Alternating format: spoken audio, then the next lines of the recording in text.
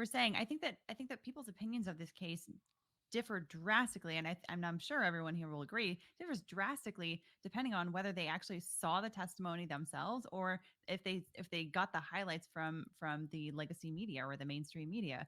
I mean, just a polling of people that I know, and people that, asking my friends, who have you talked to about this case, and what are their thoughts, and even people that were left leaning that actually saw the testimony themselves, they were like, man, self-defense. I think he's innocent.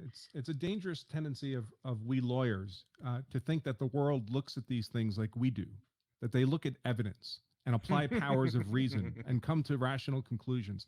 That's not how normal people operate. Normal people, first of all, they're busy with their lives, so they're hardly paying any attention at all. What little attention they are paying is being consumed by the mainstream media, who's serving them massive doses of propaganda, whatever they want the spin to be. And people don't magically know the truth. People only know what they're exposed to. And propaganda works. That's why people do it. So I periodically teach at the FBI Academy at Quantico, and I talk about these high-profile cases that have been propagandized. And I'll ask an audience, 300 senior law enforcement special agents, I'll say, hey, you're all familiar with the George Zimmerman case. How many people here believe that he got out of his car after the dispatcher told him not to get out of the car? And every hand in the room goes up because they saw that a million times in the paper. And then I'll play the 911 call with the dispatcher, and I'll say, all right, I'm going to play it. Now I want you to raise your hand when you hear the dispatcher tell him, don't get out of your car. And it never happens. I mean, that's a complete myth. It literally never happened. Some of you probably think that's what actually happened, but it never happened. People believe it because they saw it 1,000 times. And you can see on the faces of these senior law enforcement officials, they still can't absorb that it didn't happen.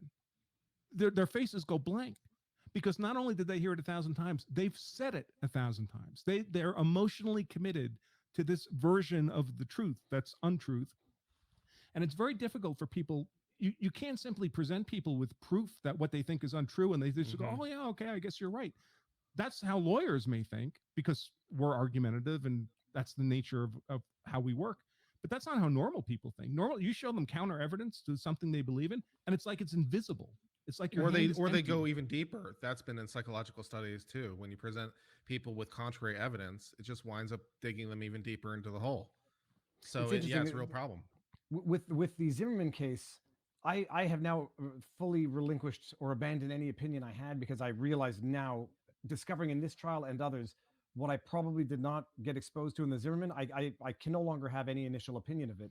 But watching this one in real time and seeing people out there who still do not know or did not know that Grosskreutz had a gun. And then you say, I say, how can anyone not know that basic fact of this?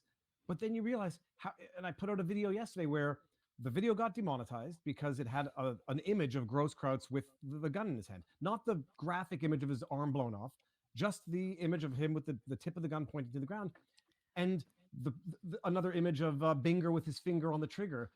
And video gets demonetized, so I re-edit and take out those images. Still have the other unedited version on. Whereas, by contrast, the media images of Kyle with a gun have been broadcast over and over and over and over. And now that I think about it, we've talked about it. I know I've used the image of Kyle with the gun. Never had a problem on YouTube. It's in all my thumbnails. Well, did you not have problems with YouTube for using an image with the gun in your thumbnail? Nope, not when Kyle's holding it. Well, I can tell you that my own YouTube videos